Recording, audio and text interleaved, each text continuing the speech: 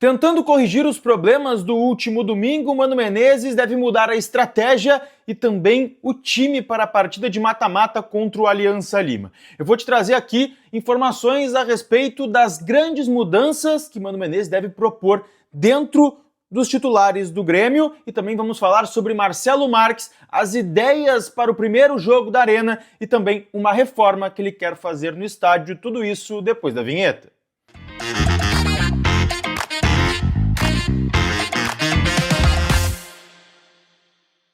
Fala, gurizada, tudo bem? Eduardo Picão com vocês aqui no canal mais uma vez para a gente falar primeiramente sobre a estratégia que o Mano deve usar na partida de amanhã contra o Aliança Lima. Vai ter bastante mudança, é jogo de mata-mata, o Mano sabe disso e deve propor algumas situações para o time titular. A gente vai falar disso aqui, mas antes, deixa teu like, te inscreve, ativa as notificações, hype esse vídeo aqui embaixo que ajuda muito a gente também, tá? Te inscreve, tá? A gente tá tentando bater os 30 mil inscritos até o final do ano, aí estamos chegando perto dos 26.500, então te inscreve que ajuda demais aqui no canal. Se tu fizer esse favorzinho, deixar teu like, já ajuda muito, tá? Gente, vamos começar falando, porque domingo o Grêmio teve uma partida desastrosa contra o Cruzeiro e o Mano falou que a estratégia foi escolhida de forma errônea por ele. Ele errou na estratégia e fala que a parcela também é do treinador, mas não deixou barato para os jogadores não, tá? Ele falou que ninguém vai passar ileso da goleada sofrida por Cruzeiro, e aí tentando buscar algumas informações, tentando entender como que isso vai mudar de um jogo para o outro, conversando com algumas pessoas, a estratégia deve sim mudar, tá? O Mano, ele tinha dois pensamentos para o jogo contra o Cruzeiro. Um de mais fechar a casinha, ter um meio-campo mais concentrado, com maior posse de bola, e o time que foi colocado em campo. Dentro disso, ele acabou optando pelo time de atacar em transição, um time mais ofensivo, e aí deu errado. Ele falou até depois na coletiva, se explicou, disse que acabou utilizando, quem sabe, a estratégia errada, e isso deve mudar já para o jogo contra o Aliança. O Grêmio deve fazer mudanças no seu time através dessa segunda ideia que havia sim sido treinada já pelo Mano Menezes, com um meio-campo mais reforçado, e isso deve acontecer. Com mudanças de jogadores que não estavam disponíveis para enfrentar o Cruzeiro também. Então a gente está falando aí de pelo menos 4 mudanças ou 5 no time titular, tá? São muitas mudanças. Vamos lá, tá? Volpe deve ser o goleiro, o Gustavo Martins o lateral direito, isso porque o Mano já explicou que quando joga os dois zagueiros canhotos, o Gustavo Martins joga pela direita, então Wagner Leonardo e Kahneman. Pela esquerda, o Marlon volta à titularidade, primeiro retorno, primeira mudança. No meio-campo, o Dodi volta ao time titular e ao lado dele deve ter o Vidiaçante. O Amuso deve sair, e aí a grande dúvida, se vai ser o Alex Santana que vai ser recolocado no time ou o Edenilson ganha essa vaga. E aí seria mais uma mudança do time. Pelo lado direito tinha o Alisson, e ele segue no time, é um dos titulares do time do Mano.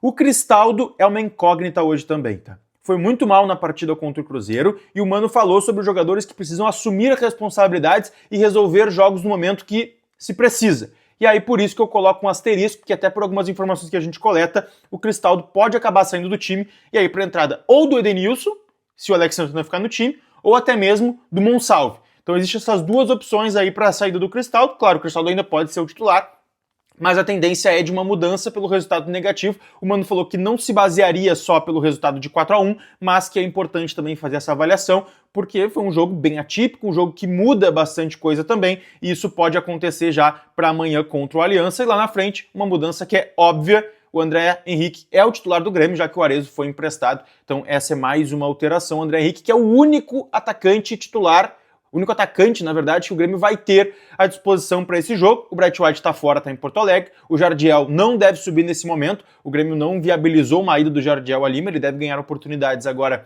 no decorrer da temporada, até que o Grêmio contrate um centroavante. A gente trouxe ontem que é uma das prioridades do Grêmio ainda para esta semana, mas por enquanto eu digo só para o jogo do Aliança, porque no domingo contra o Vasco, o Bright White já deve estar disponível. No domingo não, no sábado contra o Vasco, o Bright White já deve estar disponível. Então a gente está falando aqui que para o jogo contra o Aliança Lima, o André Henrique seria o único centroavante disponível, tá?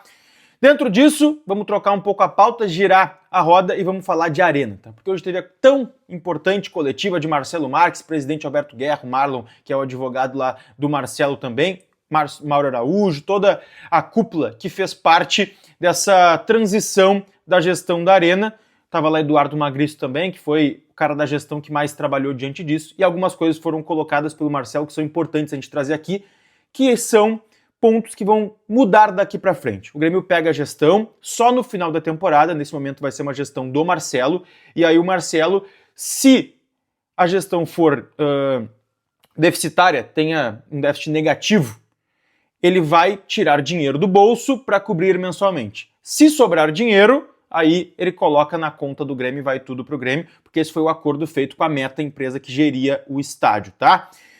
Outra coisa, o Marcelo prometeu algumas coisas importantes. Ele prometeu um aumento no número de pessoas de capacidade do estádio, que hoje gira em torno de 55 mil. Ele quer voltar para aqueles 60 mil que foi prometido lá na construção da Arena, e ele explicou como, tá? Tem uma elevação hoje ali atrás da geral do Grêmio que permitiria, segundo ele, ali um aumento de número de capacidade e até mesmo tirar mais cadeiras, talvez até no setor sul, para que essa capacidade chegue talvez mais próximo aos 60 mil. Outro ponto é a volta da Avalanche, o que tiraria também aquelas barras de ferro que proíbem hoje a Avalanche, aumentaria a capacidade do estádio para mais próximo dos 60 mil. Então, são movimentos que o Marcelo vai tentar fazer nesse período, já pensando em 2026. E aí o mais importante, tá? O primeiro jogo da Arena, depois do Grêmio adquirir a gestão por parte do Marcelo, que é no dia 23 contra o Alianza Lima, um jogo que deve ter muitas novidades. Fogos de artifício, uma legítima festa, tá? Aqueles papel picado, fumaça, um ambiente construído por torcedor, mas o que realmente importa é sim o preço do ingresso. Informação trazida pelo Lucas Pilar, o ingresso mais caro colocado à venda no dia 23 vai ser de R$100 na cadeira Gold, R$100 inteira, tá?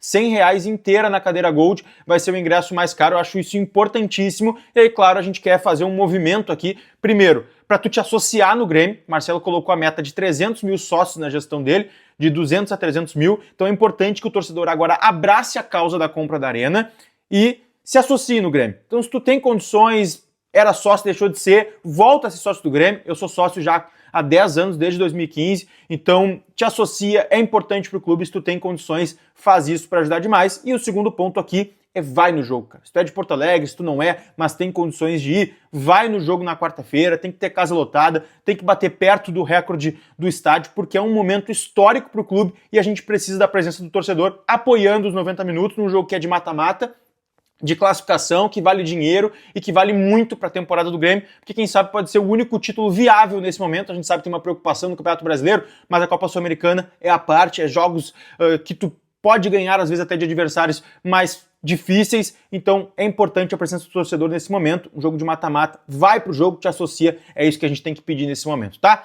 Faz isso e também deixa o teu like e o teu comentário aqui no vídeo em relação aos assuntos que a gente trouxe, tá? Um beijo para todo mundo e comenta aí.